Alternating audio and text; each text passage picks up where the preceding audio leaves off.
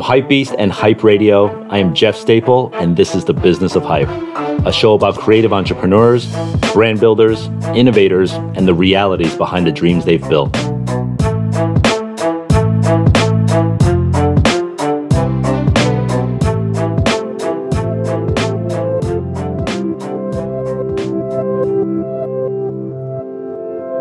You know, almost all Business of Hype episodes are kind of trips down memory lane. The start to someone's career, the key moments they experienced. And some of them are your favorite artists, and others are more obscure names. Today's guest is interesting because it's not only a trip down his memory lane, but mine, and many others in the culture as well. For those who are aware of today's sneaker culture, craze, phenomenon, boom, whatever you want to call it, it wasn't always like this. Now, this isn't like an old head back in the day moment rant. This is a snapshot, a true account of what eventually led us to today. I'm talking pre-Instagram, pre-sponsored post, pre-hype drop.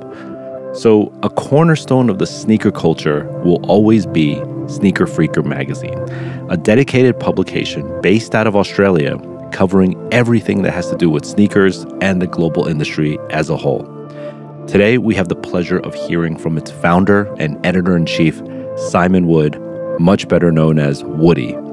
Listen up as he takes us through the lifeline of print, the shift in sneakers over the past 20 plus years, and what he sees as next for the industry at large.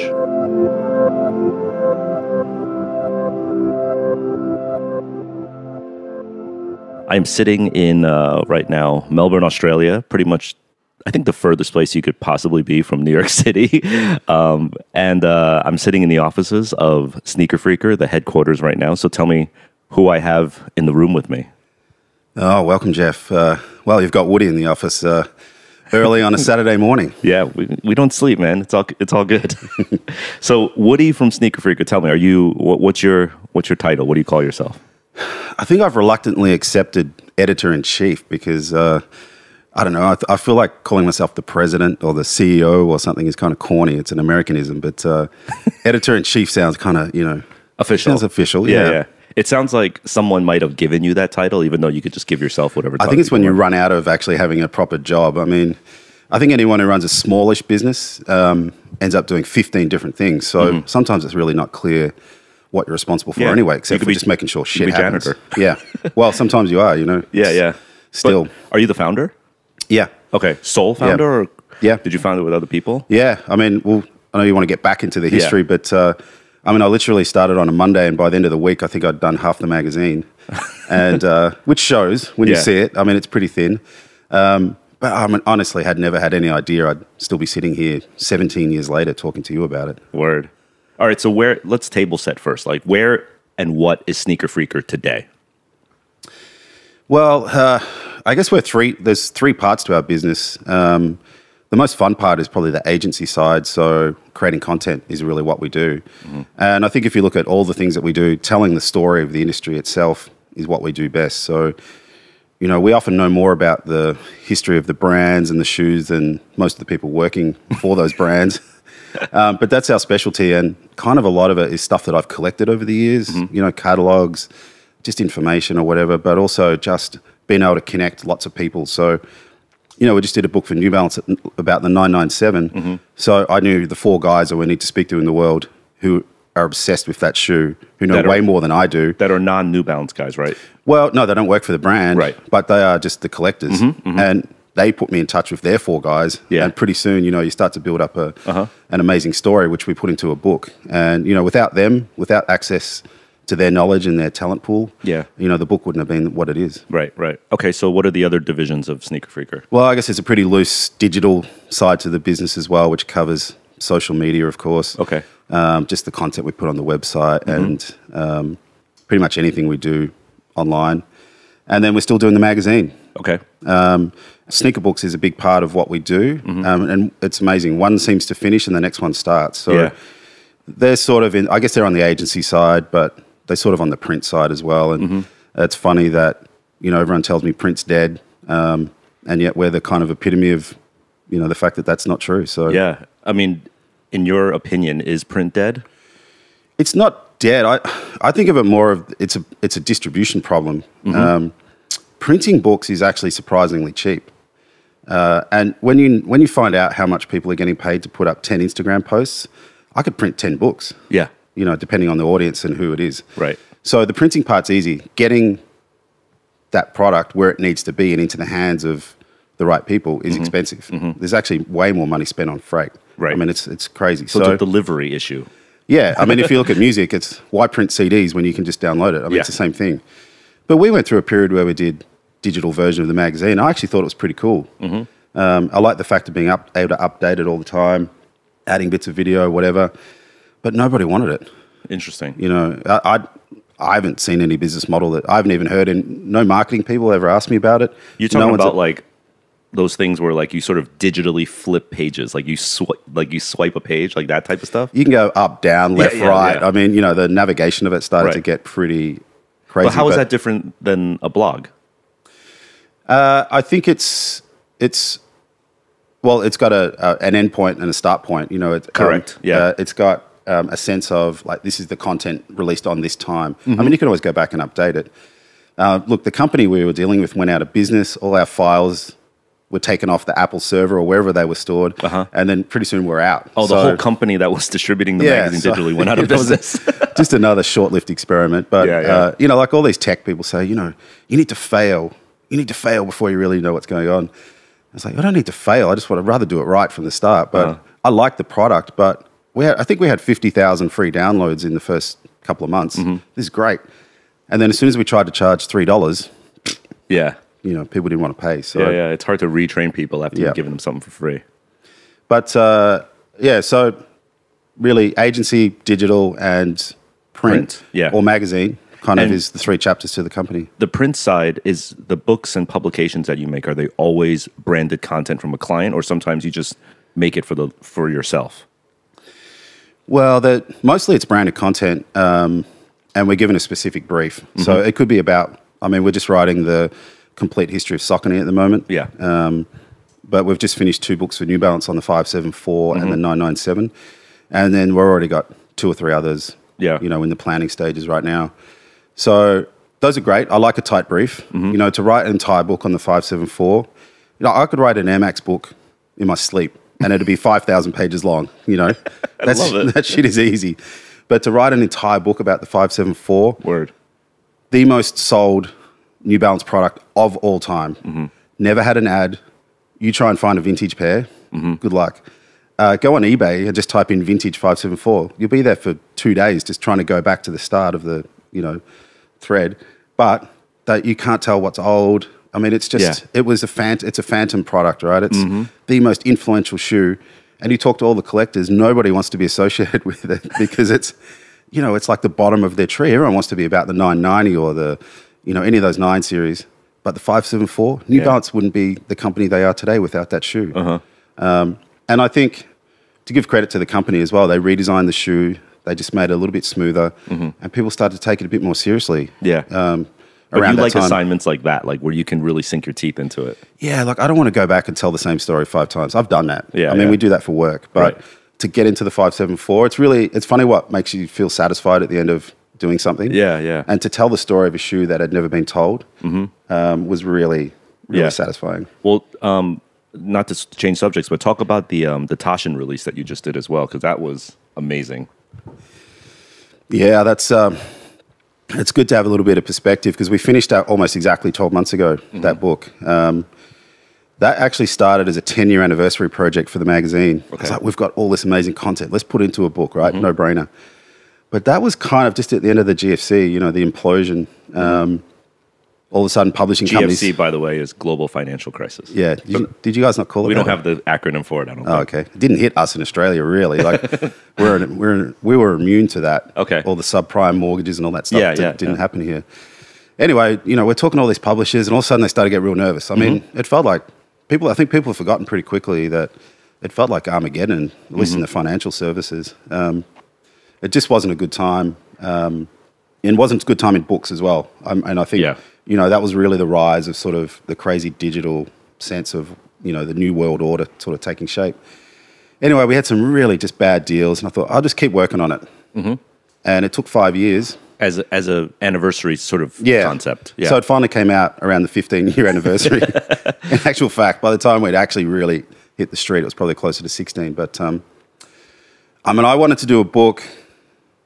I have to say that book is really a lot about me and my, crazy career of just writing about shoes. Like, it's really not just personal, but there's a lot of ego in that book in the sense of I wanted to make a book that no one would be able to fuck with. Like, no one would make a bigger book with more photos, more text, more information, more everything. More weight. More weight. That shit is heavy as... It's over 10 pounds. And it's not...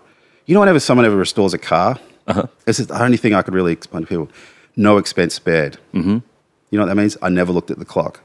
I never looked at, oh shit, I've just bought 10 pairs of shoes because I couldn't figure out any other way to get a vintage pair or whatever. I never said to the guys, oh, it's not quite there. Let's just stop. Like, let's just pull the pin. I just kept going. Yeah. And kept going until finally I realized that mentally and physically I was probably just about done. And the publisher's going, we're a little bit late. Come on, if we're going to hit a Christmas deadline, we need to print it.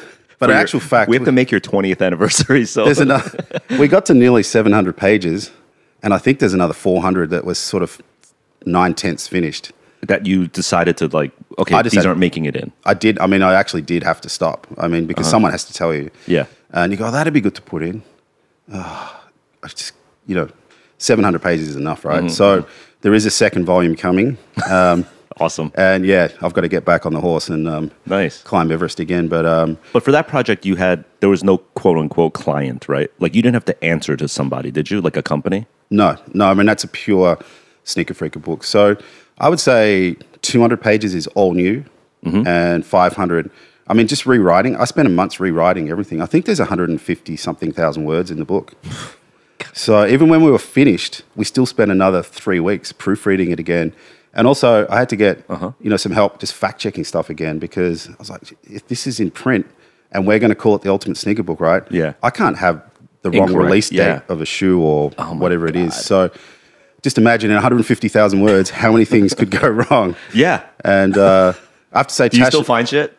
There were errors? 3 things that we changed. None of them were factual. Okay. There was one image that came out slightly the wrong size that if anyone listens to this podcast and tells me which one it is, no one's noticed it so far. But of course, when you do something that big, even the tiniest error just grates so hard. Oh, yeah, I know. But we're doing a reprint now, and the book's has been super successful. And, there's actually plans. We may even add some more content and make it the even more ultimate sneaker book, because... We're still making stuff today that needs to go in there. Yeah, you had the honor sort of work. We're talking about Taschen a little bit and how sort of like legendary that publishing company is. So was it a hard sell to Taschen to get them to understand what you were trying to do? I don't think, Taschen exists in that amazing world of the world's greatest architects, photographers, designers. I mean, they did an amazing book on Stanley Kubrick. Their books are incredible. I mean, aside from the limited editions, I think the Ferrari book came out just before ours. It uses the aluminium covers off the engine. It's like $8,000 book or something like that. So I just love the eccentric nature of their business. And Benedict Taschen is the master publisher. I mean, he's built a really incredible company in the image of himself. All the things that he loves is what that company is all about. Is he a sneakerhead?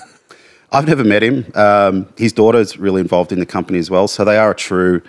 family company. And I think I wouldn't say this is unkind, but I think they underestimated the sneaker thing. I mean, they're not Rizzoli or someone that has done streetwear books or music books or anything that's kind of street related. Yeah. So I think this is a little bit like, oh, hang on a minute, all these people are into sneakers? What the hell? Shit, we didn't print enough books. We need to make some more. Is that what happened? Like the initial run just like blew through?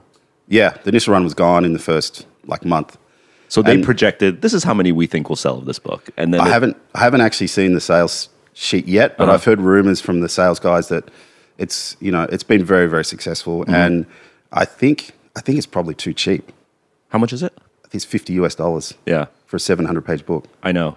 I hear $50 for publishers is like the cap of what you want to do for a book that just sells regularly. Anything above that is like becomes like an art furniture piece thing, you know, like.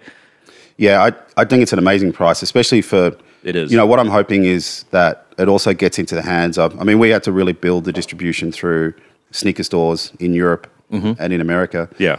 But I'm hoping it gets into the hands of kids who go, holy shit, there's more to life than what's in my phone. I got to read this. Like, oh, this is, you know, and turn them on to Print. knowledge. I mean, no one likes yeah. history when you're at school, but this is kind of the history that a 15-year-old kid can relate to. Yeah, because it's totally. interesting to them. And also think that no one else has really done, ever tried to write the history of the industry. And this book comes as close as anyone will ever do to that. Yeah. I mean, I would love to have interviewed Jim Davis. I mean, that's one of my regrets from the book, that some of those old shoe dogs who built those companies in the 70s, they're getting to that age. Yeah. And I think that there's so much knowledge that they've got. There's and each of those companies is in the... It's like if you took apart their brain, that is how that company works. You know, that's my... It comes from that one brain, right? Yeah. I mean, Phil Knight's personality is Right. Nike. If you were to psychologically profile it, Yeah, it's yeah. pretty similar. So I would love to have interviewed all those original shoe dogs. Mr. Onitsuka as well. Exactly. Would have been an incredible person. to Without put in there. Mr. Onitsuka, there is no Nike. That's right. Yeah, I mean... And getting his story of like, you often hear the Phil Knight side of that relationship, but you never hear the Mr. Onitsuka side of it. Yeah, that's right. Yeah. Do that, Woody. Get that. I've seen his office, which they've left intact in the... Is he still alive? No, he's not with us. Is his yeah. family, like his That son must is? be, yeah. Yeah. You got to get that story, yeah. But his desk is still there in the office, and they've left some of his stuff on it, and you kind of go, holy shit, this is... I mean, as you said, It's crazy. it's the birthplace of both of those Yeah, companies in yeah. a way, yeah.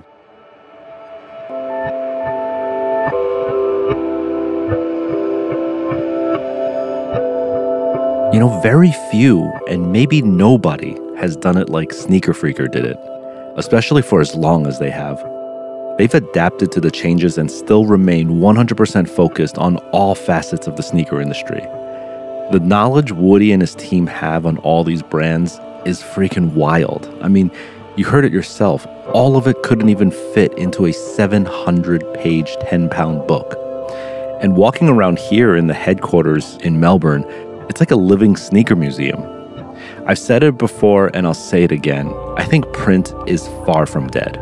It's changed, sure, but it's not dead. The industry may have shifted because of digital, but there has always been an interest and a need for it. And as Woody breaks down, it costs less to print a book than it would for a couple of sponsored Instagram posts. Getting it to the right people is what matters. Think about that. When we're saturated with one thing for an extended amount of time, we need something different, and oftentimes something back to the original, back to the OG. This becomes in demand again. For example, as fashion and style go to the extreme peacocking route as of late, some are opting for using a basic white tee as the essential item again, and that actually sticks out. Digital has been so ingrained in our everyday lives, every minute, every second, that real-life experiences become something people gravitate towards today. This can go from live events to tangible items that you can actually pick up and touch and even smell. Ah, the smell of fresh ink on paper. There's nothing like that. People are even recognizing how important print variety is too. Yes, print has changed, but as big houses continue to shift, opportunities for independent voices continue to come up. One thing will never change. People will always want something that speaks directly to them in the most honest way possible.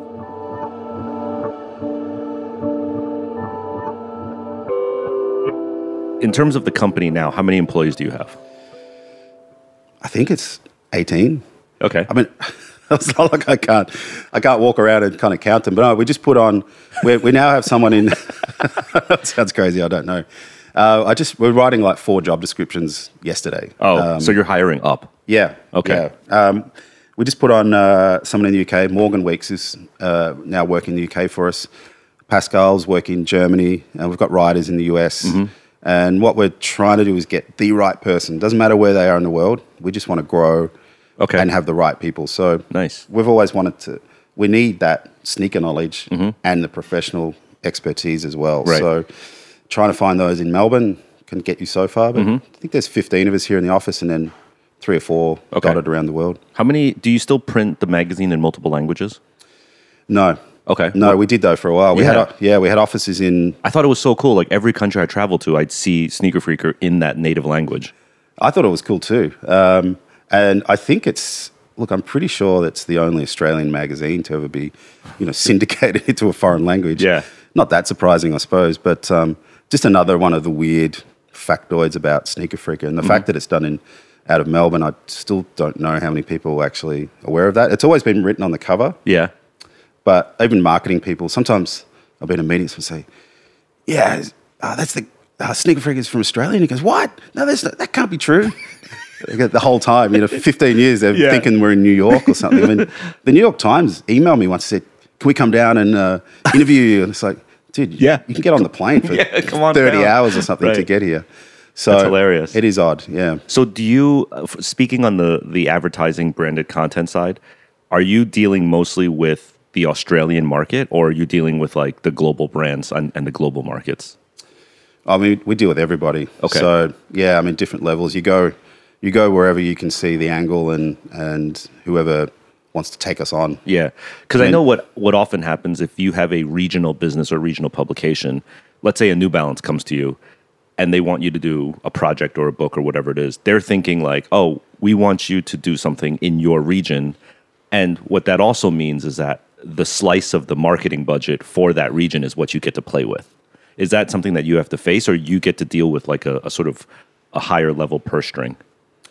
Yeah, look, I mean, if we were only dealing with the local marketing people who all support us, I certainly can't ever say that we're never supported by the industry, but the budgets here are realistic for the size of the marketplace. I mean, Australia's 25 million people or whatever it is. Yeah, the whole country is 24, 25 million It's almost people. the same, like if geographically, it's the same size as the US. It's pretty close. Yes.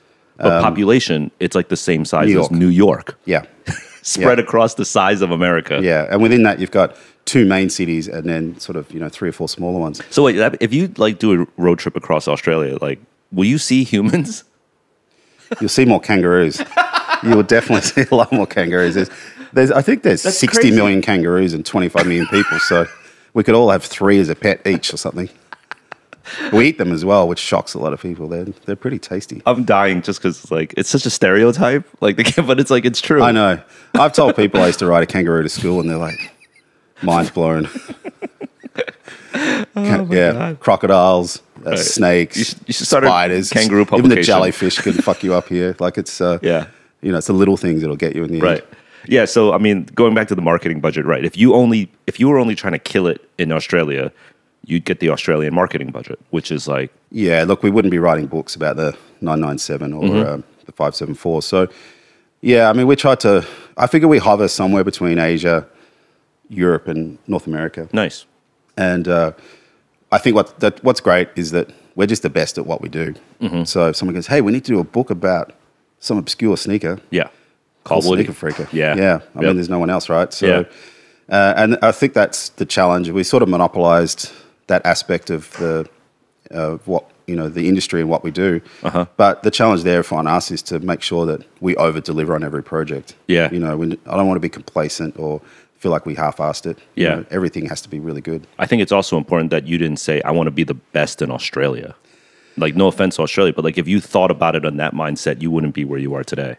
Well, I just think even if you look at how the retail industry's worked out, right, in the last 5 years, JD Sports is in most countries you go to now. Retailers are no longer just staying in the market they grew up in. Yeah. So, why wouldn't you just deal with everybody all around the world? And we're so connected now that, I'm on the phone at midnight, I'm on the phone at 5 a.m., whatever it takes to just connect with those people. And I traveled, I got to say, for, 10 years, I traveled nearly every month long haul. So I did a lot of miles to build that bedrock, to have those relationships. It's interesting that you say that, because one of the things that I hear most, especially after doing this show, we get like sort of listener mail, and they get to ask questions. One of the most common questions we get is, I live in small town, small country. You're in New York, you're in Paris. How am I supposed to have a chance and get my voice out there? So it's interesting that you say, like, you never let that be an obstacle for you. No, I didn't. I think it has been an obstacle, but I just ran straight through that brick wall. I mean, I was a little bit intimidated the first time I started to travel because, you know, I'd been to New York, but to be there in a professional capacity, and this, you know, I'm sure you felt this at various times as well. There are times when, especially in the early part of your career, when you know you're bluffing. Sometimes you get away with it and sometimes you don't. But to be able to talk confidently about your thing. And I realized that, hey, shit, if I'm going to be the dude from Sneaker Freak, I got to know about sneakers. I mean, I knew about sneakers, but I got to really know, right? Yeah. I got to brush. My knowledge has to be good. I've got to be on point for all this stuff, like not just from the marketing or whatever, but the actual knowledge of the shoes themselves. Because people expect you to be an expert. Yep. So you better act like one. Yeah. And you better be able to talk the talk. And being able to walk into a room when you're younger and be reasonably confident and ease takes a little while, right? Like the first few times I went to a Nike event at Elizabeth Street or whatever, I was shitting myself. I'm in the room with all these, Tinker was there, you know. Word. Like, holy shit, that's Tinker, he's right there. Do I talk to him or do I just kind of stay in the corner and just not say much? I don't know what to say. Oh, shit. You know, like we all have that feeling when we see someone famous. But in the industry that I was sort of aspiring to be in, I think, you know, our name didn't mean anything. People didn't go, oh, that's the dude from Sneaker Freaker. Right. Like I was looking at everybody else. And, you know, you were around at that time as well. It's funny that that group of people, you know, most of us kind of stayed friends in a weird way. Yeah. You know, we weren't competitors. We're in the same industry, but I'd see you at an event every 6 weeks. Yeah, I know. London, Paris, Tokyo, Berlin, whatever. Wherever. I think I was in that Elizabeth Street room with you. I think that was Laser. That was Laser. Yeah. So, but after a while, you know, your thing starts to precede you. So people accept you and they're like, oh, I saw you did that thing. You know, like, you become accepted. And that's a really amazing feeling for your sense of confidence about what you're trying to do. Yeah. Well, they begin to accept you if you're good at what you do. You could also be the annoying guy that doesn't know what they're doing, and he's like, "Oh, there's that guy." There's a few of those around. Yeah. So let's go back to pre-Sneaker Freaker. I assume you were a sneaker addict. Yeah, I was. Okay. I mean, I was the classic guy. I mean, Hikmet in Berlin, Eric. We all have the same story, right? Let's go to New York and buy sneakers. We didn't look up the internet to work out what was going to be there or anything. We just turned up. Or let's go to Tokyo and see what was around, or let's go down the Rose Bowl and see what's for sale. Or so, what did it for you? How did you get hooked? Let me hear that story. Everyone's got their first bump of drug. You know, like what was your first? Well, the thing about growing up here is that Jordans and even Reebok pumps, for example, that shit was really expensive. I mean, it's I've got a pair of Reebok pumps, the first edition. There's 340 Australian dollars on the box. Yeah. Which in 1988 or whatever is, or 1989, must be like an $800 shoe or something today. Well, today that was a sticker on the box. That's not the resale price. That was that was the retail price. Yeah. Wow. So they were real luxury items. The other thing about the market here is that because they were so expensive and so exotic and sort of, you know, desirable, that shit got worn. Yeah. It didn't get put. You know, it's not like the US, where there's just warehouses full of vintage product. Right. Like stuff just gets used up here. So, I mean, I have a pair of original Jordans. I found them at Camberwell Market for $1 years later, but I never had a pair in 1985. Right. So, so I don't know if there's like one specific moment, but I do remember sitting in my class, and I reckon I was maybe in grade 6. I was still in what we call primary school here. I remember I just caught a reflection of my shoes, and I was just like, just angling them, like, you know, just checking myself out, you know. Do you remember what shoe that was? Oh, it would be a really embarrassing shoe here. No, it's all good. Yeah. Probably the Dunlop KT26, which is very similar to a New Balance 574, actually. That's dope. I mean, that just shows that it's not about having like the hypest or most expensive product, but even like a Dunlop shoe. Yeah, I don't even know if kids listening to this know what the brand Dunlop is that we're talking about. It's like a tennis ball tire company, right? It's an English company that made that makes rubber. Yeah, made a really big shoe in the UK called I'm pretty sure it's called the Green Flash. That's like a very simple, looks like a Blazer Low, for example. But here it was like an offshoot of that company, and there is one quintessential Australian shoe called the Dunlop Volley. Okay. A really unique sand shoe. It's worn by people that go on yachts. What's a sand shoe? Oh, like a beach shoe? You wore it when you played tennis or squash. Okay. Herringbone sole. Just a really distinctive shoe, though. Like, yeah. I think I've got a pair here somewhere. I mean, they used to sell 1 million pairs a year here. They were $17 up until recently. Right. It's probably the only Australian shoe. It's the only thing we can latch onto. And everybody wore them. Yeah. And I did some work on the anniversary of that shoe a few years ago, and I did a radio spot. People were calling up. I wore them at a wedding. I nearly fell off the roof and killed myself. If it wasn't for those shoes, I wouldn't be here today. Like, it's a shoe that means a lot to Australians. No, but I find it dope that even the Dunlop, like, you were like flexing on yourself, like, oh yeah, these are I'm fly with these. Adidas Roams were huge here too in leather. Adidas what? Roams. Oh, Rom. okay. Yeah, sometimes called here, but white with blue stripes. My mother, who's still with us, I should talk about it if she's dead, bought me the coffee, the mocha with the chocolate stripes. I was not happy, and I wrote about that story in the first issue, and then I get a phone call. What the hell? What are you writing about that? You know, like from your mom. If I'd been like, the victim of abuse or something. How dare you? You crushed my spirit. You bought me the wrong color.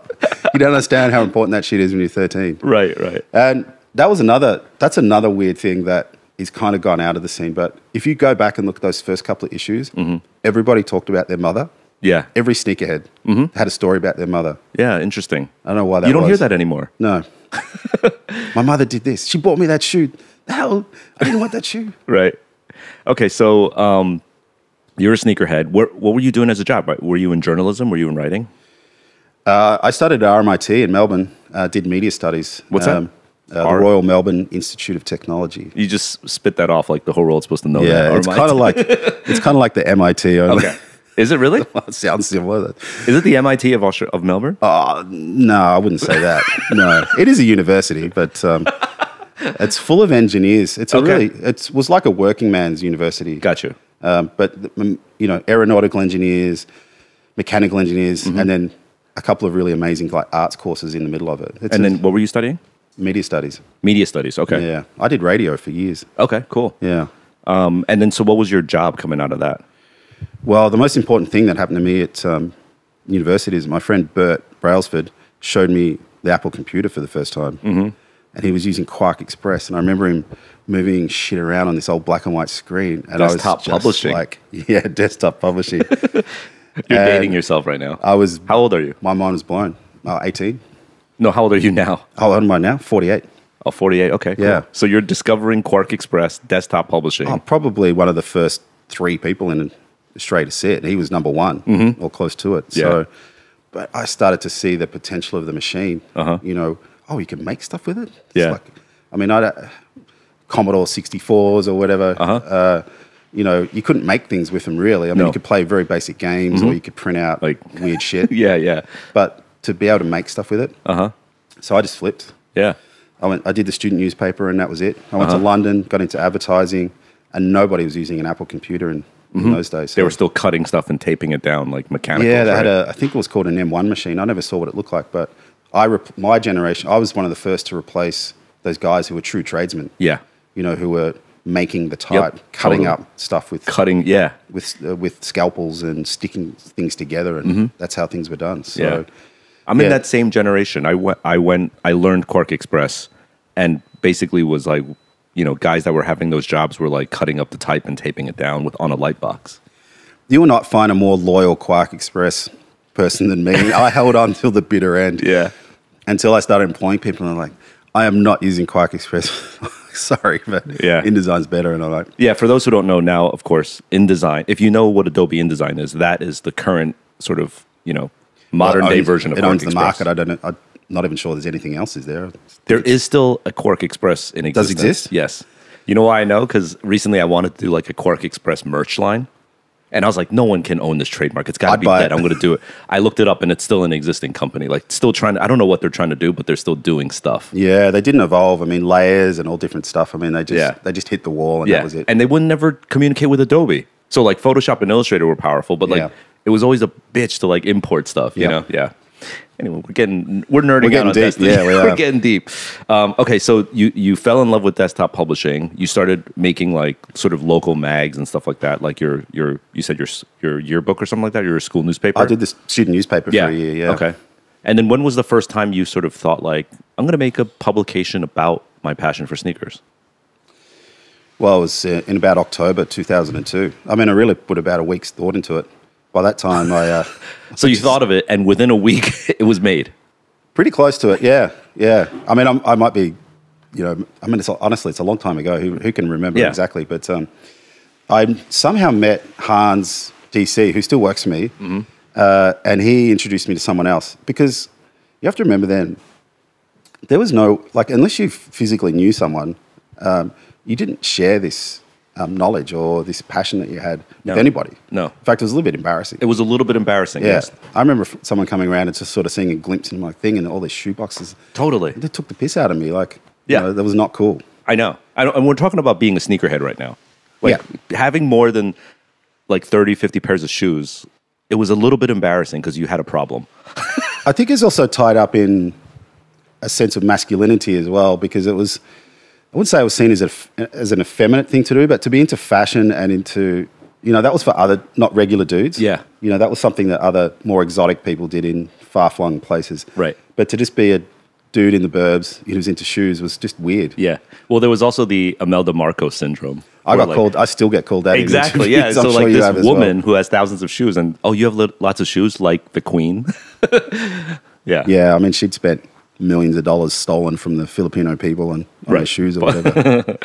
All right, so you think about doing this publication. Did the word Sneaker Freaker immediately come into your head? Yeah, it sounded good. Okay. Then I had to do a logo. Okay. Which is still the logo that we use today. That's awesome. So that logo was done, you made 17 years ago. That's still still the same. It hasn't really changed. I think Tim Dawes, who works here, tried to tidy it up a little bit. And I was like, no, don't touch it. Just leave it. It's flawed. It's a really awful word to do a logo for. But I did retrofit this sort of story that the freak is upside down. I go, yeah, that's because we're down under, and you know, invented some sort of design wank. Yeah, yeah. And everyone goes, yeah, great, yeah, I can see where you're coming from. But really, it's just awkward. You can't put them on the same line because it'd be long as hell. Yeah, they're identical looking words. Yeah. It's just really difficult. Right. And I haven't figured out a better way to do it, so we've just left it. Okay, so you printed the first, you designed the first one, right? You wrote everything. What was the cover of the first issue? Year of the Dog, Air Force Ones. Year of the Dog, that Air were Force One. completely beaten up, trashed. I still have them over here, and I bought 2 pairs of those, so I still have a mint pair. Funnily enough, those original shoes are now completely toast. Like the midsoles have completely rotted out. Yeah. The rubber, obviously, the sole is intact, but I always thought that Air Force Ones are indestructible, but they're not. Mm-hmm. Did you wore them or you never wore them? I have one pair that I wore that's on the cover, and then I have a box fresh pair. Is that the one that disintegrated? Both of them are gone. Oh, wow. I thought it was if you don't wear them, they disintegrate faster almost. Yeah, I have heard that as well. Yeah. Yeah, that they need to be sort of made pliable. Yeah, exactly. All right, so how many pages was that first issue? I think it's 32. Okay, so little 16-pager folded in half. It was a fanzine. Yeah, you know, it was a and zine. Actually, if you look at it as well, I wanted to make it look like it was one guy in his bedroom, which I was. But I didn't want it to look like I was trying to pretend to be a proper magazine with sections and there's never been a page number in a magazine. To this day? Yeah. Why drove our German office crazy? Yeah, it would drive me crazy too. Well, how do you reference an edit on a page? Well, I mean, you can look at the PDF or something. I don't know. We were like, why? Like, is anyone going to say, "Oh, on page 66 of Sneaker Freaker"? Yes, people do that, Woody. Do they? Yes, well, they were invented for a reason. Yeah, I mean, we never had a table of contents until recently as well. Wow. I mean, that's one of the reasons you got turn to page 622 to look at this picture or the story. That's cool. I mean, it's well, your one of own the other reasons thing. is the magazine's quite small, and the page number's just getting away. I went and did speak to a couple of stores, and they said, "Look, if you do a magazine, just make it small, because I don't have any space on the counter to put it. If it's small, I could just fit it in on the, wherever." Okay. So that was kind of something, and also it's really economical. I mean, you can still have 200 pages, but it's not heavy. That's cool. Shipping is expensive. So you had no desire to go like, A0 or like big magazine, like tabloid size? No, I mean, we've had other outlets to do other stuff, but I would like to make the magazine bigger. In fact, we're probably considering it this year just because I'm over that small size. I mean, it's very, 700 words on a page with one picture is kind of, that's it. Yeah. It's very hard you can't design it really. You can't flex. It's always been like so much stuff jammed in there as tight as possible. I know. You remember Frank magazine? Yeah. Well, they were even smaller. Yeah. I mean, it was cool because you could like put it in your back pocket, but you can't really get much out of it. 150 words on a page and that was it. Yeah.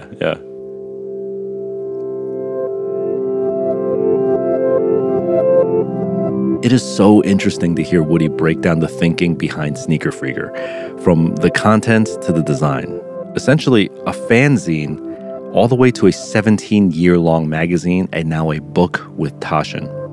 Everything he did had a purpose. Now, it didn't need an existential philosophical reason behind the design, but the size, the decision for no page numbers, the art direction, it was all chosen for a reason. If you don't know what Sneaker Freaker is and you haven't seen what this magazine is all about, do it now. This was one guy, Woody, diving deep into a bubbling sneaker world that by no means was at the level that it is today. Now today, it's a no-brainer for major publications and sports networks to have dedicated sneaker coverage. But at that time back then, when Woody launched his magazine, this was still a very niche culture, and he didn't have the convenience of social media to connect everyone around the world all the time. So here's the lesson. If Woody was able to create Sneaker Freaker with the resources he had back then, all the way down in Australia, with no social media, what is stopping you from going all in on your idea today? We've heard it from many, many Business of Hype guests in the past, from legendary skateboarder Eric Costin, BFA co-founder David Pruding, even Jaden Smith himself. Creating what you want to create is the easiest it's ever been today. But rising above the pack and getting noticed, that's the hurdle. Using the tools we have today to tell an honest, authentic story is the way to do it. That was true back then, and it's still true today. All right, so at what point did you start making some actual money from Sneaker Freaker? I think it was always profitable as such. I mean, took a while to get the brands to come on board here. I think sometime, I got an enormous amount of press. It was a real novelty act. Mm-hmm. This crazy guy loves sneakers. I mean, it still is to some extent, mm-hmm. even though your grandmother knows about it and your 10-year-old kids are into it. But still, my story is interesting to people because mm-hmm. how did this crazy guy from Australia build this multinational publishing company about one thing? It's odd. Yeah. Even I can see it's odd. Mm-hmm. But I think around issue 2, I mean, Colette emailed me and said they wanted to order 60 copies or something. It's like, shit, now I've got to go and work out how to ship stuff internationally. I went to the post office, it's going to be ridiculous. So I had to learn then how to sort of become an international publishing magnate. Yeah. Really, I'm still in the bedroom again, shipping stuff out on the, midweek or whatever. But that was the first sign of people were interested in what I was doing mm-hmm. outside Melbourne, let alone even within Australia. How were you getting the word out back then? We started a blog. I mean, we started sneakerfreaker.com. Mm-hmm. Right away from the first issue. Yeah, pretty close. I had a friend of mine who built the website. Mm-hmm. And I was just telling someone last week, WordPress didn't exist. Wow. So we had to build pre-WordPress. We had to build our own. He built a publishing system that we used. And actually, if you go on, what's the web? There's a website you can go on where you can look at everyone's old websites. Yeah, the Wayback Machine. Wayback Machine, yeah. You can go back and see our original one. I mean, it's quite funny now. I think I'd put up one thing every day or every second day.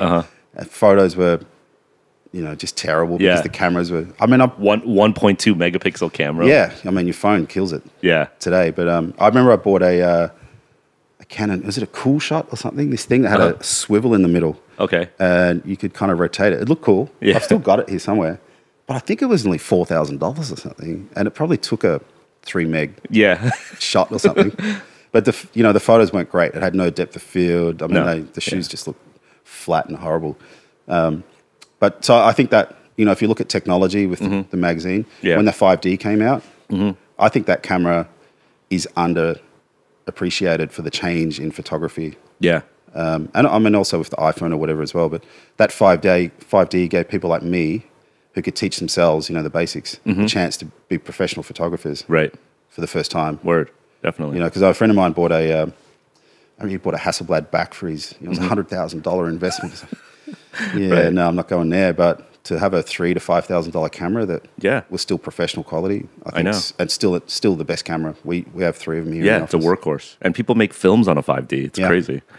Okay, so like someone like a Sarah from Colette, like blesses you, and somehow the word about Sneaker Freaker catches her in Paris, and she places an order, right? Like stuff like that must have been like, holy shit, how is this happening?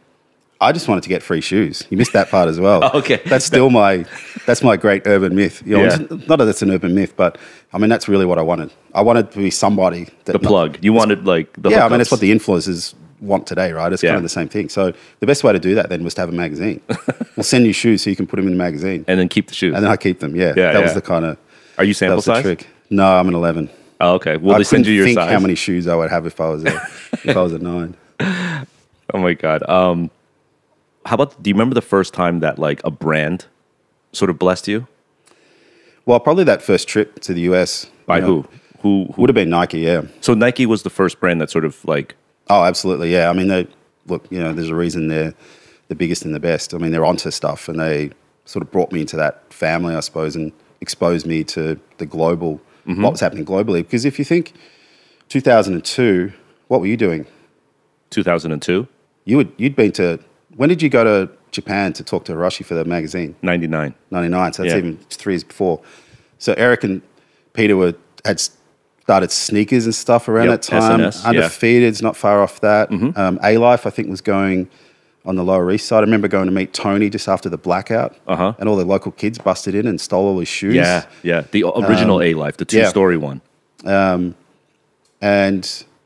you know, Hikmet was in Berlin doing thing, and we all had similar backgrounds and experiences. Yeah. It took me a little while to sort of, I mean, I don't think we all knew that at the time, but it's funny looking back on that. I mean, Stash was there as well around that time. I want to highlight too a point that you just made. I just want to make sure that people understand this. Like, Nike is so known for doing big things really well, right? Like the Kaepernick campaign and like, you know, the Women is Crazy one, like just recent stuff that I'm name dropping that they've done. And Nike's so well known for doing these big things globally really well. But let's not overstate that the reason why maybe Nike is so good at what they do is because of what you just said. They are able to sniff Woody out in Melbourne making a fucking zine, a 32-page zine, right? They're able to sniff you and be like, this is the guy we need to fly to America. And I think that is often overstated as like the true genius of what Nike does really well. Yeah, look, I mean, Colette was, to me, the greatest store in the world in a lot of different ways. I mean, the fact they found me and wanted to order the magazine is still amazing. I mean, we ended up having a launch party there. I took my son, who's here today. He's 14. He was 3 months old when we took him. To Paris. Yeah. It was pretty cool, actually. He had a little black jumpsuit on that said security. We just took him everywhere with us. But yeah, you're right. I mean, it doesn't, you know, you made that point before. I really don't think it matters where you are in the world now. If you've got something magical, talent, creative, same thing with, you know, if you can write, if you can draw, if you're an artist, it doesn't really matter where you are. But eventually you will get drawn into that international, the big city kind of life. If anything, it's easier now, wouldn't you say? Oh, absolutely. Right. Absolutely, yeah. Yeah, that's what I mean today. In today's climate of technology and interconnectedness. And oftentimes you're talking to people and you don't even know where they are anyway. It oftentimes doesn't matter where you're from. Yeah. I've done whole projects with people over WhatsApp, and I have no idea where they are in the world. It's totally fine. Yeah. Okay, so moving forward a little bit, you said it was profitable from the beginning. Was it a financial struggle? Like, were you just like stacking chips right from the beginning? No. Look, I wasn't living in, you know, thinking about moving to the Bahamas anytime soon. I'm still not, but I mean, I didn't have any employees for the first 6 years or something. I had Hans who worked for me. I had a few people doing bits and pieces, but I was also doing jobs in the film industry. Okay, so you had doing other things, freelance work and stuff. Well, actually, part of Sneaker Freaker was that I thought that it would be a showcase for my design work. Okay, and that I would get clients from it. But the attrition rate of my existing clients, as I started to get more consumed by doing the magazine, I lost them all. But you know, it's funny how it's turned out. As I've said, we're an agency now, and I'm doing the work I want to do for Nike, Adidas, Puma, New Balance, whoever. So yeah, in the long game, I was probably vindicated. But for a period there, I was like, oh shit, I'm losing all my clients. They're like, I can't keep up with them. Because I'm in America for 2 weeks. Yeah. You know, when you're a one-man band, you just can't disappear for 2 weeks. So yeah, I mean, it paid my wage. I was able to live. But I wasn't thinking about getting 2 employees and then 4 and then 6 it took me quite a few years to sort of cement it. I had to take it more seriously, actually. And I was a bit conservative because up to that point, I'd done all these different things, but they were never really designed to become big. They were just things that I wanted to do. They were like hobbies. Yeah. Well, sort of professional hobbies. I mean, I had a T-shirt label. I'd done little things here and there. But what I didn't see in Sneaker Freaker was a long-term thing. I mean, I kind of thought maybe this is like yo-yos or hula hoops and this whole thing will just disappear. Yeah. I certainly wasn't thinking, in 15 years, we'll all be buying shit on our phone and, the whole world's going to change. I mean, it blows my mind to see how it's turned out as well. Yeah, I'm in the same boat. Sort of like every 3 years, I would look at sneaker culture back in the day, and I think like this is gonna end. It's gonna be like comic books or like people who collect baseball cards and stuff. There'll be a bubble, it'll explode, and then we will have had all a good time and a nice laugh about it.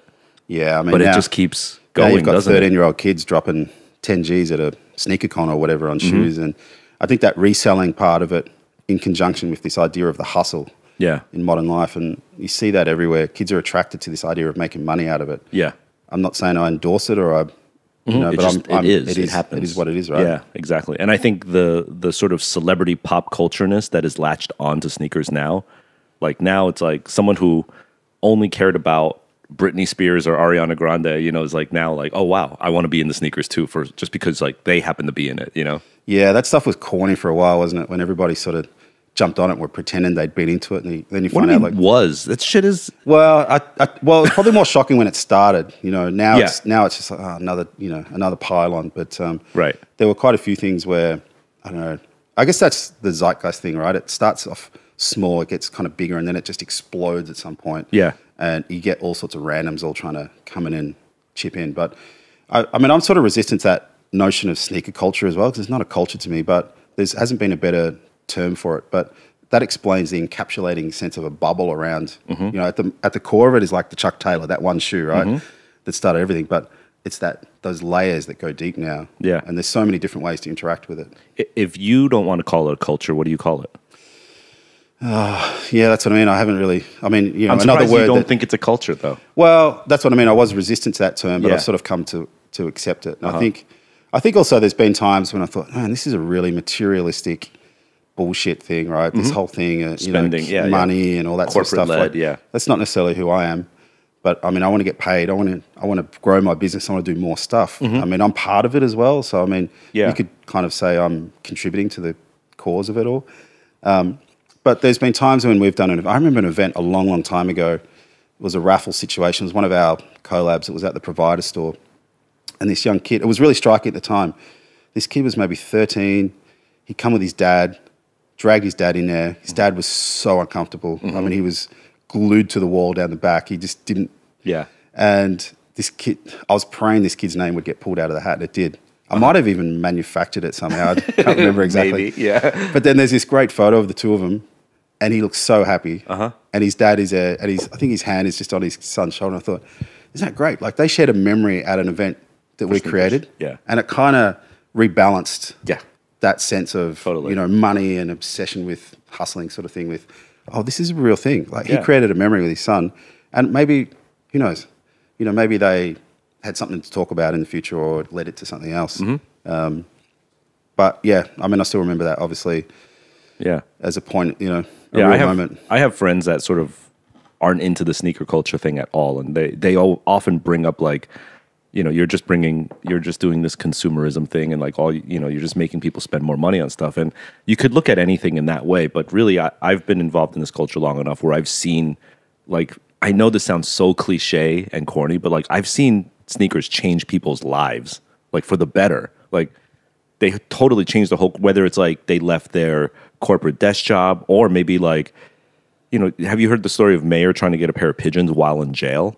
Was he? I haven't heard that story. Yeah, like he got a pair of OG pigeons while imprisoned. So like just to have like a goal while he was in jail. Yeah, like it's bigger than sneakers. It's bigger than just like pieces of rubber and yeah, that's right. It's never been about. It's never been about the thing. Yeah. It's much deeper than that. And I think Sneaker Freaker does a great job at like covering these deeper stories than just product drops. Yeah, I kind of felt we have a public broadcast here called the ABC, which is got really strict rules around the ethics, and like if they do political stuff, they're like, we have to have 50% from the left, 50% from the right, sort of things. Like I always felt like I wanted to be like the ABC of sneakers. That's a long bow for anyone to listening to it, but I feel like I kind of wanted to do it responsibly. Probably a better way to put it, actually. That's probably a crap analogy, but no, have some journalistic integrity to what you're doing. Want to do the story right. So what kind of, I feel like we're sort of not a trade union for sneakerheads, but you know what I mean? We sort of represent them in between the brands. And I think especially, that was probably more true at the start when, I remember we had a forum. Remember them? Yeah, forums. Yeah. The local one here was savage. I mean, in fact, there was some really, really amazing stuff written. We just closed it down a year or so ago. Finally, it was dead a long time before that. But a lot of those kids who grew up with that are now in their sort of 30s, and they were really emotional about the passing of it because it was such an important part of their lives. Yeah. And they learned how to carry themselves. They learned how to talk. They met each other. It's really, really deep stuff. And I was actually almost cried when I read Mark from Saintside's piece. It was how important that thing was. Like you said, it kind of gave him something to aspire to. Right, exactly. Now I can't even remember where this story was going, but what I realized is, this stuff is important, and you know, we should be representing those kids. And the brands, the forum. My point was pre-social media, this idea that kids were out there critiquing and talking back to brands did not exist. Yeah. And there were so many times when someone from a brand would ring me up and say, "You can't let that kid say that. That's bullshit. Like that's factually incorrect, or that's just like wild opinion or whatever." And it was really shocking for brands. Yeah. I mean, it came later, especially with Facebook and Instagram, but at that time on the forums for people to be talking about stuff. Yep. And Nike Talk was around for a long, long time before that, but they were really shocked. Yeah. I mean, it's one thing for having a platform where a kid can just express their feelings about a shoe, right, or about the industry. It's another thing to acknowledge that the brand is reading that comment and now reacting in some way, whether it's positive, negative, or not. They're reading like these random 15-year-old kid in the middle of nowhere who thinks this. A reaction is happening off of that, and that conversation, in my opinion, was really one of like the biggest difference makers in sneaker culture. Because back in the day, like if you go back to like Andre Agassi, Bo Jackson, Michael Jordan era, it was fully brand make stuff. We present it to you. Well, brand down, right? Brand down. There's no upward conversation. And it was really, like you said, social media, where it's like all of a sudden now the designer of that shoe is looking at a forum to see how kids like it. Whole new world. Yeah, well, not only that, but I mean that retro period through the first 10 years of the 2000s. There were so many times when I'd write about a shoe and then it would turn up 12 months later or 18 months later, and I kind of started to realize that there's one particular article called Retro Runner Rehab. I think every shoe in that story ended up being remade. And some of them really did well and some of them didn't. So you start to realize that, hey, people in the industry are actually reacting to what we've written or my opinion. Yeah. And as crazy or as one-sided as my opinion is, they were sort of seeing that it held weight. I'm pretty sure the Gel Mai came back out of that story, which is an amazing shoe. I don't think it's been super successful, but Hiroshi had a pair, and I got the photo of his pair from a Japanese magazine, and we put it in there. I was like, this shoe's amazing. Yeah. Never seen a vintage pair. I don't know how many were made. It's a really obscure shoe, but they did bring it back. And so that's a weird sense of power, I think, that you have when people are reacting to what you've said. And are you very cognizant of it when you write a story? Like, do you try to check yourself to make sure you're not like either making or breaking someone's job or career? Well, I think there's less Wild West commentary. You know, I don't think you see too many opinions in streetwear online culture sort of at the moment. We're also bound up in keeping our clients happy and everything, and when we have people to feed and all the rest of it. But I do think there is something to be said for we post the stuff we like. There's not much point shitting on something. And honestly, if you haven't seen the shoe, for starters, if you're just looking at a photo, that's a one-dimensional view of it as well. So, totally, yes. So I do think, we do tend to be positive. I think it's always like, I'm a massive student of The Face magazine. That was the greatest magazine in my lifetime. Although I do love Ray Gun and a lot of those others from that period as well. But The Face, I mean, I pretty much moved to London because of that magazine. They made it seem, they sold that city in a way that no one has probably since. They made it seem exciting, whether it was clubbing or fashion or... I mean, there's a lot of sneaker ads if you go back and look at those issues in the 90s as well.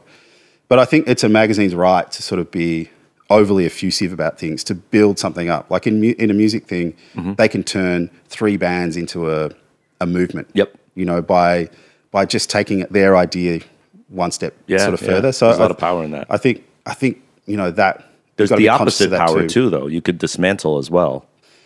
But you don't think they should. Well, I'm trying to think whenever that's really been a situation. I think I'm able to ride around stuff now where I know what the right thing to say is. I know what the brand wants me to say. I'm not going to say it in the words that they want me to use. Right, you're not like going to just rewrite the press release. Yeah, no, exactly. You know, you can still maintain your honesty.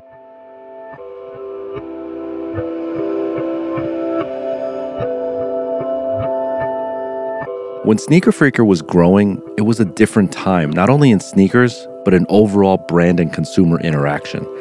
Today, there's basically a dialogue between the two in almost all industries beyond sneakers, thanks in part to social media.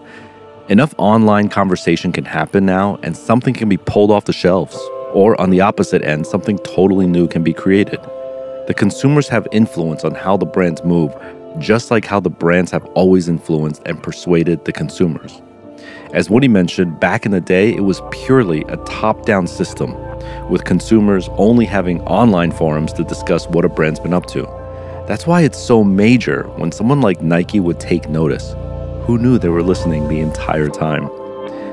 We spoke freely on these forums, and Woody wrote openly about his opinions on sneaker brands and products on Sneaker Freaker. He's an authentic, real person with a real voice.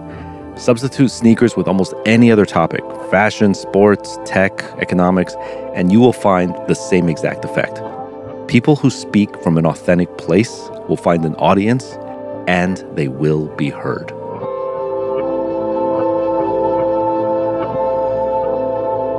I remember back in the day, I used to have a blog, I don't know if you remember, called To Darren Hudson. It was a WordPress blog, and it was sort of my homage to a childhood friend. And I remember when Nike ID first came out, I wrote a blog post about basically, in a nutshell, how much I did not like Nike ID. And then I remember, like, I got a phone call from Nike. This is pre-me, like, you know, pre-pigeon stuff, right? And I'm like, I can't believe I'm getting a phone call from Nike about how they would like for me to take the post down. Like, it was a WordPress blog about Nike. Like, what am I doing to Nike ID? Am I really, like, hurting sales, you know? Yeah, what did you like about it? What don't I like about it? We're going to get into that story right now. No, I'm intrigued. Woody just turned on his interviewer hat. He's like, well, Jeff, what didn't you like about Nike ID? Well, to me, it busted that wall between the consumer and the brand. Yeah. I mean, it's kind of nice for people to design their own shit, but mostly I want the brand to tell me what I want. That's why, yes. Yeah? Yeah. I mean, I like that relationship. I want the brand to think about it. I mean, every brand's had their own version of it, but ID is the only one that really took it far, I suppose. And I've made Nike IDs. I'm guilty of like having fun and playing around with it. But I think sometimes if I can be critical, I'm going to get in trouble again because now it's even a bigger platform. But I just think sometimes they open the floodgates a little bit too early and too fast on stuff. Like they'll have just released this new shoe, and then I feel like in like weeks, it's like available for you to make your own on Nike ID. It's like I want to hear Nike's. I want to hear Beaverton's point of view on this for like. I mean, and I know I'm an old head, but like I want to see that for years, like 5 years, 10 years before you open the floodgates. Like I get Air Force One, but like not the 270 or the 720 that just came out last year, and now you're letting me play with it already.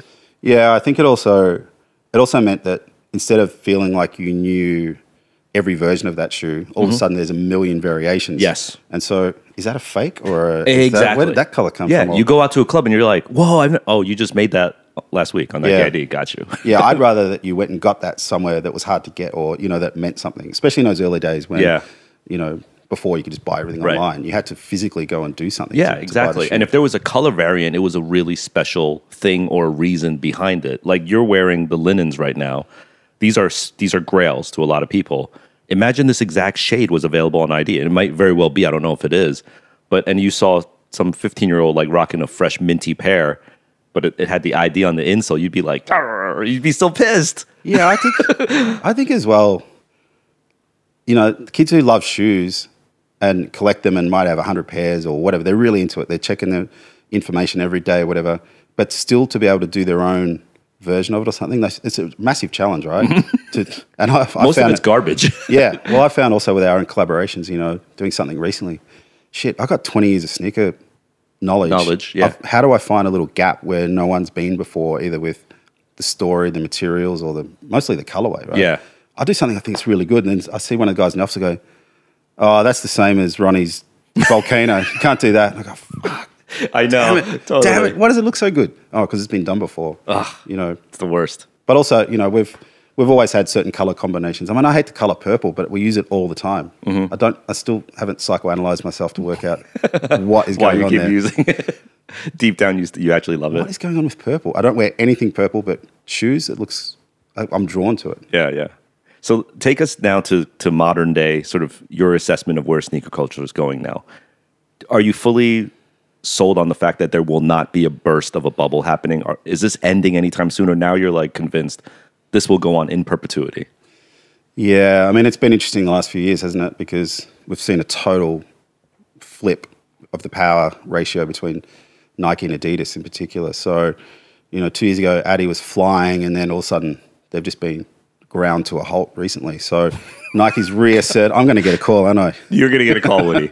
Well, you're actually talking. Look, I'm not saying anything that no one knows. No, but let me clarify your perspective, because what you just said is actually very recent news. I think to a layman out there, like if you just go to a mall in the middle of the country, most of the kids who are there will probably think that Adi is hot right now. Like they're still of the mindset that like, no, Adi's back. Like it came back. It's David and Goliath. They dismantled the giant. You're talking like futures, like you've seen holiday 19 already. You know what I mean? Like you're seeing what's coming. So your assessment is a little inside, but go ahead, continue. Well, yeah, sometimes you go don't on. know You what said you know. Adi grind to a halt. Go on. What were you saying? Yeah, okay. I'll cross them off my Christmas card list for a couple of years. Yeah. I guess, having watched it every day for such a long time, and I'm no different than retailers or the people who work at brands as well. I mean, we're all studying it. Yeah. Some people, we see it from every angle. I think that's the luxury of, being on the media side. But it's interesting to me that those two brands can't both be up at the same time. If it was a boxing match, one's always dominant, for whatever reason. And Nike just went to sleep for a couple of years. Like, how does that happen in terms of company structure or their strategy or whatever it is? I know that they set a really high objective. We said they wanted to be, a 50 billion company or something. Is that what it was? Or did they just go, I think it's success. We're going to be quiet for a couple of years? No, I think it's success. You rest on your laurels. It's natural. Right. To me, it's a natural human thing. I think it's happening to Apple right now. Apple is right now, in my opinion, asleep at the wheel. Yeah, but you can't invent the iPad every it's not about 3 that. years or something. I don't want to get into an Apple conversation, but I do think that like when you are so big and so high and so alone at the top of the mountain, it's hard to drive yourself to keep going to the next plateau. Innovation starts to die, like interesting things start to die. And then it takes an Adi to do a little like NMD, Ultra Boost, Yeezy. And all of a sudden Nike turns around. They're like, holy shit, this guy that we left in the dust is now like actually within spitting distance. And that reinvigorates everything to happen. It's a good thing to me. No, it is a good thing. And I mean, maintaining the status quo endlessly is boring. So that's why it has been so interesting just even in the last 18 months. But if you look at the content on our blog at the moment, I mean, Nike, it's amazing as a company. They're swarming, right? It's chaotic. Stuff coming out you left, right, and center. You've got things happening in all these different, the major markets, but also innovations looking strong. Yeah. Like it's just, they've got their game back. And it reminds me of 2002 or, or whatever. Because you go, shit, they've got their mojo back. They got their Isn't mojo it back. amazing? Yeah. Like 15 stories a day and we're not covering everything.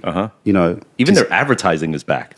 Like the ads are like maybe giving me they got the goosebumps again. Got the attitude back as well. I mean, they've always been a supremely arrogant company and it comes through. And, when Nike's doing really well, let's say I went into the local office, even the receptionist would give me attitude. Totally. But, for a while there, it's like, they didn't have that. The swag. So, so studying those things like on the every day is kind of interesting. But within that, you've got small brands come in. Like I love seeing someone like Filling Pieces. Yeah. So I know how hard it is to be an indie in this scene. I mean, we saw Gourmet. Yeah. A lot of people have tried and it's really hard to break through. So, I'm excited. When I found out how big Filling filling pieces have become. Yeah. Even more respect to them. Yep. So there's new guys. I also give a lot of respect to like brands like Fila, who took like just an old dead trademark and actually was able to make a business out of it again. You know, that's amazing. And then you've got the other huge player, which didn't exist before, which is luxury. And I wanted to know, do you think luxury is a trend? Do you think these LVs and Balenciagas and Gucci's are going to be like one day, yeah, we've had it with the sneaker kids? Yeah, I mean, that's an alien world to me. Do you not cover that? Do you not? No, we cover it. Okay. We cover it a lot. And also because, you know, we have Sebastian here who's 18. Yeah. And when I look at him, I mean, I'm excited through his eyes because this stuff that he's vibing on is not stuff that I would wear. But I don't want him to live my recycled memories either. Like, I don't want him to have the same shit that I had. Right. So, you know, I was talking to him yesterday. We're driving around and he said, I bought this from here. And he cracked how to buy stuff from a Japanese auction site that so many times I just thought, oh, that's just impossible. But he'd found a drop shipper that will buy it for him, send it to take a photo. If he doesn't like it, they send it back. And anyway, he's just so industrious and he's worked it all out. And I know that the Triple S is a really amazing piece of design. It's not for me. I can't wear it. But I can still see the beauty in a lot of those products. It's going to be interesting in 5 to 10 years to look back on that era, and I think we'll all have a bit of a laugh about it. But there's no doubt at the moment. I mean, if you go back, let's say when Kanye did the LV shoes, that's a pretty pivotal moment, right? Of dragging those two things together. Dapper Dan fits into that narrative. He's came back, and then you've got, you know, all of a sudden, I think the price point between $2,000 for a pigeon or whatever, that gap between super luxury is totally closed, right? There's no big price barrier anymore for these kids to get into it. So it's no longer attainable. Plus, how many more Gucci stores are there in the world or Vuitton stores? Like before, you know, it's quite hard to get that stuff. So now it's everywhere. So do you think that looking into the future 5 to 10 years, right, do you see a world where it's just like, basically, I guess what I'm trying to ask is, are we at an oversaturation point? Like, is there just too much coming out from all these different brands? Like, we have 2 feet. There's 365 days in the year. Like, outside of doing multiple shoe changes throughout your day, like where you have like a morning, afternoon, and evening set, I mean, how many shoes can we possibly consume? Just out of Jordan alone or Nike alone, there's enough drops to make you choke. Yeah, I mean... You know, when you can get through a decade and not wear the same pair twice, you know, you've got a problem. Damn, a decade? So, wow, you had that. Well, how many shoes do you have now? Well, I don't know. See that cage over there? That's kind of full. I've always thought, yeah, that'd be enough. But I filled it within sort of 12 months. I just did a big cleanse, actually. I got rid of a lot of stuff because it was. Do you know your number? There's more than you'd need. Do you have outside? Do you have like besides this cage? Do you have? I've probably got 600 pairs at home sitting there as well. So yeah, but I mean, it's kind of corny to talk about volume because I'm in the industry. You know, I'm not a civilian anymore. I'm a mercenary. So I still buy stuff. I mean, I probably buy like 2 pairs a month or something at least. I find great enjoyment in buying shoes at retail. Yeah, and clothing is my plug. They don't give. What do you mean clothing is your plug? Well, I think they're the best store to buy from, and they do free shipping. Clothing stores. And clothing is your plug. I see. Okay. Clothing. Shout out. I'm always looking at it. Oh man, I think I need that pair of Air Force Ones. Bang. Yeah. And they get here in 3 days. So going back to the oversaturation, do you feel like there'll be a reset button? Do you ever foresee a day where Nike, Jordan, Adi, luxury brands, you know what? Let's go back to like 12 SKUs a season. No, I mean, I don't. I think it's all, there's too many brands, too many shoes. There's no doubt it's been oversaturated for a long time. And anyone who tries to muscle in like Fila or whatever, they've got to take a Nike off the wall or they've got to own a little spot. So they were able to do that with that big chunky shoe sort of thing. So the challenge for them is what comes next. How do you build on that and maintain it? Which is innovation. You got to innovate. Well, you've got to have a crystal ball, right? You've got to kind of see what comes next. I think that's, you know, in the fashion thing already, we're starting to see, you know, the craziness subside. I think we'll go back into a sort of Stan Smith era of minimalism where, you know, when it goes crazy, the only place to go is to strip it right back to go back to reset. Sort of not much to common projects or something.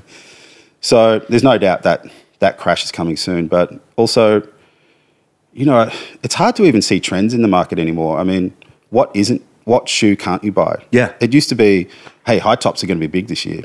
great. Well, if all the brands make high tops and they push it, well, that's probably what it'll be. Yeah, right. Everyone's trying to figure out what to do next. So the best way to do that is to have everything for sale Covered. at all the time. Yeah. So that the stores can just get what they want. And it kind of, you start to wonder, like, what is the dominant shoe at the moment? Yeah. Or put another way, what is actually out of style right now? It's like, I think anything you can find some pocket of a regional distribution or channel where the corniest thing you could possibly think of is trending in that part of the world right now. Yeah, I mean, we saw with Addy recently, I mean, that Superstar was flying, Stan Smith was killing it. Yeah. Off the back of that, they had Flux. It all just got on a roll. I think it's more about the brand at the moment, how hot the brand is and how it's being Very perceived good observation. than it is on any particular model. But Nike's always had Air Max could be its own company. Really, if you think about it, let alone Jordan, let alone vintage running and Air Force One could probably have been its own company there for a while too. Yeah. There's so many new versions of it.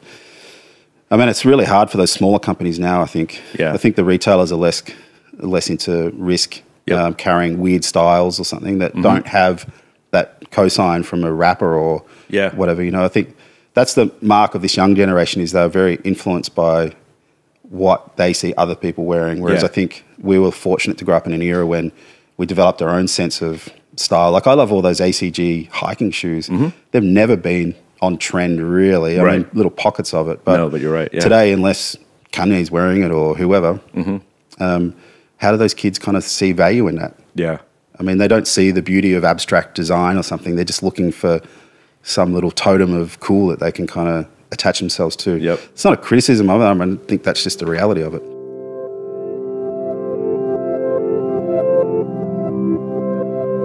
There's no doubt about it. Woody is a veteran in the sneaker world, especially the hype era that's taken over today. He knows the early history of many brands. He's been in the subculture that many people like myself grew up on and participated in. And he's got the knowledge to understand bigger trends that are happening right now as we speak. Woody is able to make these interesting observations because of the decades of knowledge he's had through Sneaker Freaker. Where will sneakers go in 10 years? What will be the next hot shoe? Who really knows? But what we're seeing today may be reminiscent of something in past sneaker cycles or something we've seen in other sectors. The really great thing about Woody is how well versed he is. It's not just the core brands he pays attention to. Anyone and everyone can rattle off some facts about today. Woody is interested in what everyone, from the giants to the independents, are doing. This goes back to his original notion that if you're going to say something and if you're going to be the sneaker guy, you gotta come correct and know it all. This type of thinking separates someone from the rest of the pack. Obsess over the knowledge, know the obvious and the obscure. No matter what industry you might be involved in, make sure you understand every single aspect of that business inside and out. All right, I'm gonna ask you the question that I hate getting asked the most. You already asked the how many shoes question. I don't hate What's that the other one. one? The other one is there's one shoe that you have to pull out of your burning house. You have to take one pair of shoes with you. Or the other variation of this question is you're on a desert island and you have to have one shoe with you on this island. What is the one shoe that you're going to take with you for all time? This is the shoe that you have to wear to the end of your life. And I'm on a desert island? No, it's more about the one shoe you have to wear every day for the rest of your life. I mean, I would just stick with Air Force Ones. Yeah, you're an not Air Force even One guy? not even like white on whites. I've never Not even been one. a white on white. Do you want to get specific with the color? Well, I mean, I'm kind of wearing them today. It's not necessarily a coincidence or anything, but I still think the linen is still something crazy about beige and pink. Wow, it's still striking. And I mean, this is the Ronnie one from a few years back. This is the Ronnie version. I have the originals, but they're starting to look a little bit haggard. Yeah, I mean, I'd stick with the Air Force Ones. When you're a chunky guy, that says you need a lot a chunky about shoe. You, man. Well, I haven't really shocked. evolved much. I'm shocked at this answer. Yeah. Really? Yes. I'm shocked that you pick Air Force One, and I'm shocked that you pick the linens as the shoe you'll wear to the day you die. Well, when you mentioned really earlier, I probably missed this story, but it's in the Ultimate Sneaker book in the Air Force One section. When I first went to New York in about 89 or 90 or something, I reckon I was somewhere around Canal Street, just walking around. I pretty much spent the whole week just looking up at the scale of everything, not looking at feet. But all of a sudden I looked in this window and there's a sneaker store. I don't remember any sign on the window. I don't even think it had a name. but you know, that's Canal Street's still got all the bogus LV bag sellers and all that stuff, right? So still, that's right in that pocket. And I walk in, I'm backpacking. I think I was going to Jamaica straight afterwards. I do not need to buy 5 pairs of shoes, but I sweated for probably 2 hours in there. Ended up buying black canvas with the May swoosh. And I carted those shoes. Those shoes, I only threw them out a few years ago and I still regret it. They were completely gone. The toes had worn through, the heels had totally wore off. So that shoe and that being a quintessential sort of New York shoe has always stayed with me. Yeah.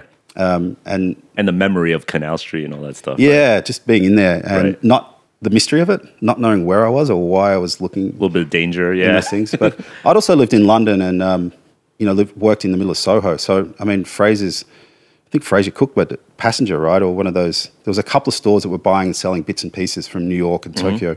And I would always go in there at lunchtime and see what they had. I bought quite a few shoes in there. The old winter balls. Those Adidas ones with the big chunky rubber toe. Like some of those shoes are really important to me. Just because they come at that right time when you become an adult and you can buy what you want. That's such a thrilling part of your life where you don't have to rely on your parents to buy stuff for you. Yep, it is a special moment. So Air Force Ones mean a lot to me, surprisingly. Since I'm not into basketball, that has no affiliation. I mean, it does, intellectually, because it's where the shoe comes from. But not as a childhood not emotion. For me, Right. Cool. All right, there's your choice. All right, man. Thank you for your time. Thanks, Jeff. Good to talk. I'm going to let you go to the swap meet now. All right. You're on.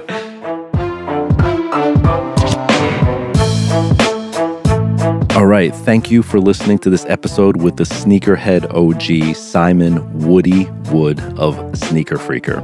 As always, you can find out more about the show and listen to other episodes at hypebeast.com/radio. You can subscribe to us on Apple Podcasts, Spotify, or wherever you listen to podcasts. I personally use Anchor FM. And leave a comment. Tell us what you think of the show. Give us a rating. Share the news and tell a friend about the show. It definitely helps out. We do occasionally answer listener questions on the show, so if you have a question, shoot it over on Twitter. I am at Jeff Staple. The Business of Hype is created in collaboration with Bright Young Things. You could check out their work at byt.nyc. Our director is Daniel Navetta. Our audio engineer is David Rogers-Berry. Our associate producers are Sydney Pacumpera and Christina Hong. This episode was recorded at Sibling Rivalry Studio and on location in Melbourne, Australia at the Sneaker Freaker headquarters. I am Jeff Staple, and you've been listening to The Business of Hype on HYPEBEAST Radio.